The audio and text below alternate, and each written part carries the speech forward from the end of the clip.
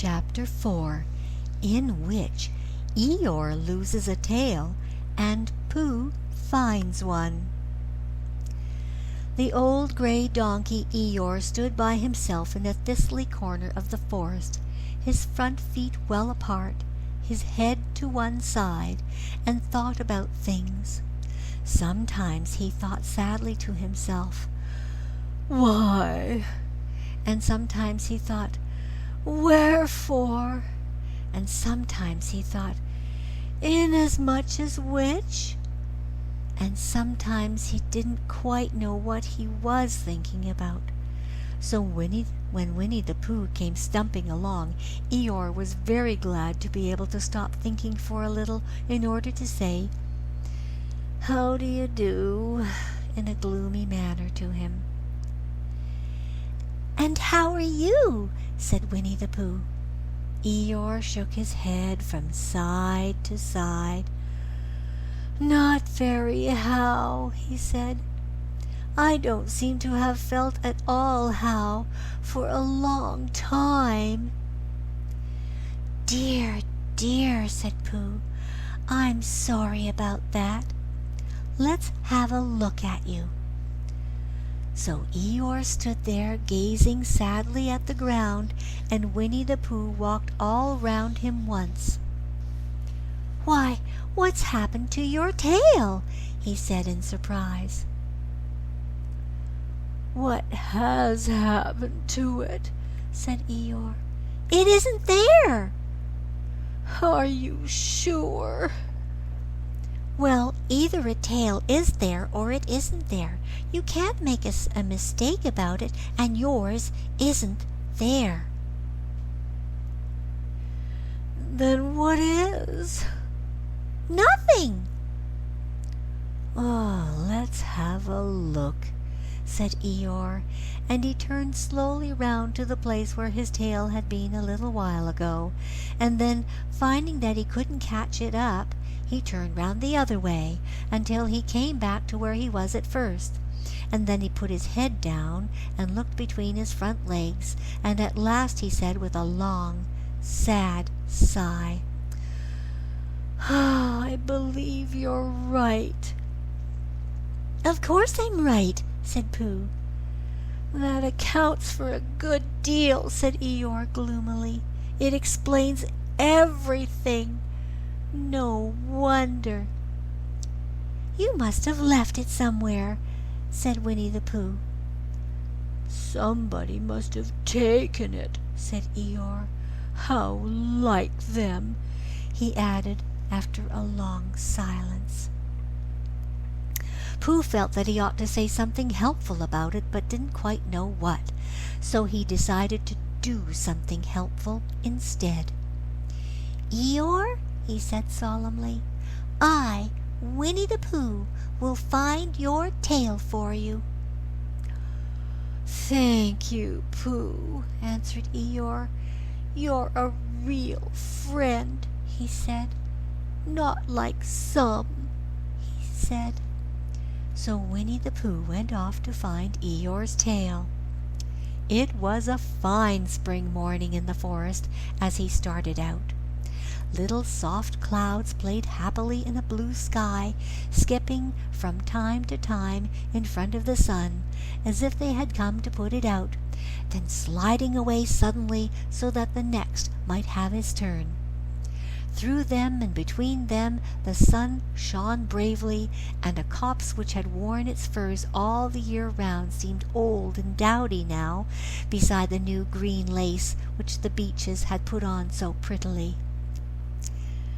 Through copse and spinney marched Bear, down open slopes of gorse and heather, over rocky beds of streams, up steep banks of sandstone into the heather again, and so at last, tired and hungry, to the 100-acre wood, for it was in the 100-acre wood that Owl had lived.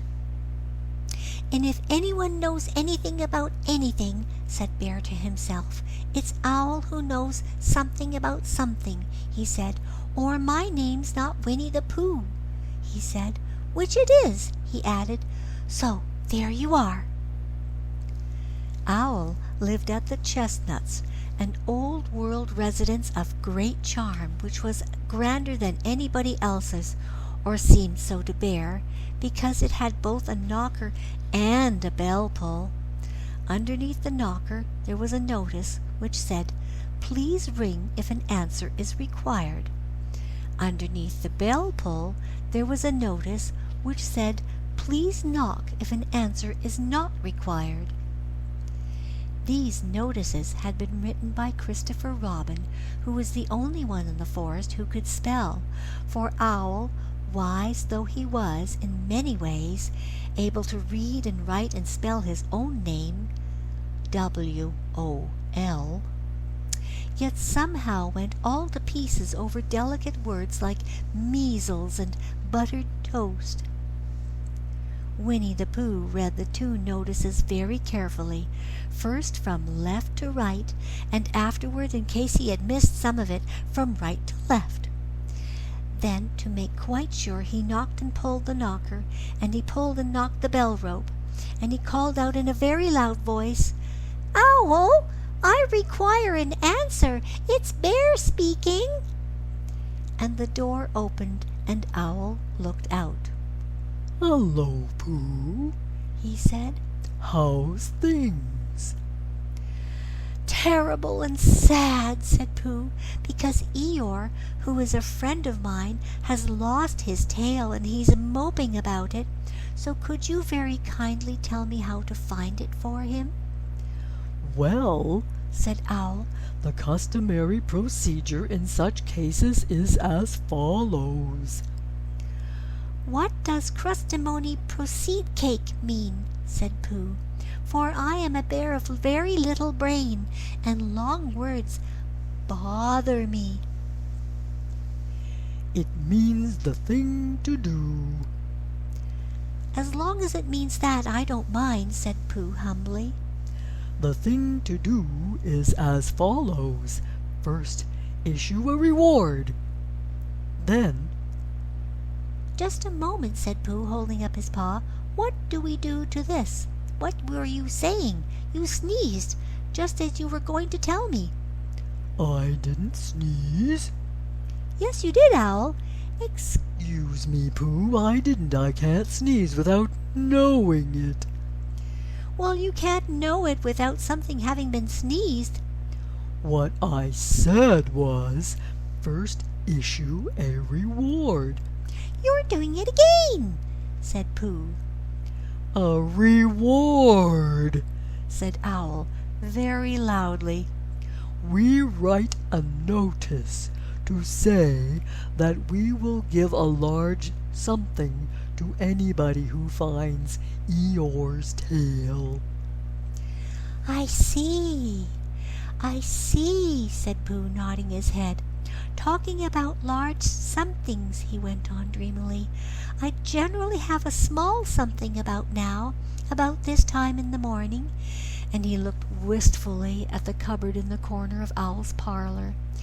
"Just a mouthful of condensed milk or what-not, with perhaps a lick of honey."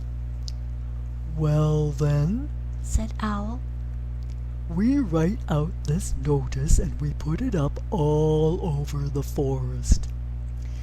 "A lick of honey," murmured Bear to himself, or not, as the case may be, and he gave a deep sigh and tried very hard to listen to what Owl was saying. But Owl went on and on, using larger and longer words, until at last he came back to where he started, and he explained that the person to write out this notice was Christopher Robin. "It was he who wrote the ones on my front door for me. Did you see them, Pooh?" For some time now Pooh had been saying yes and no in turn with his eyes shut. So to all that Owl was saying, and having said yes, yes the last time, he said no, not at all now, without really knowing what Owl was talking about. "Didn't you see them?" asked Owl, a little surprised. "Come and look at them now." So they went outside, and Pooh looked at the knocker and the notice below it, and he looked at the bell rope and the notice below it. And the more he looked at the bell rope, the more he felt that he had seen something like it somewhere else some time before. "Handsome bell rope, isn't it?" asked Owl. Pooh nodded. "It reminds me of something," he said, "but I can't think what. Where did you get it?" "I just came across it in the forest. It was hanging over a bush, and I thought at first somebody lived there, so I rang it and nothing happened. And then I rang it again very loudly, and it came off in my hand. And as nobody seemed to want it, I took it home and—" "Owl," said Pooh solemnly, "you made a mistake. Somebody did want it. "Who?" Eeyore, my dear friend Eeyore. He was fond of it." "Fond of it?" "Attached to it," said Winnie the Pooh sadly. So with these words he unhooked it and carried it back to Eeyore, and when Christopher Robin had nailed it on into its right place again, Eeyore frisked about the forest, waving his tail so happily that Winnie the Pooh came over all funny and had to hurry home for a little snack of something to sustain him. And wiping his mouth half an hour afterwards, he sang himself proudly. "Who found the tail? I," said Pooh. "At 1:45, only it was 11:15 really. I found the tail." If you've enjoyed this content, like, share, and subscribe. Thank you.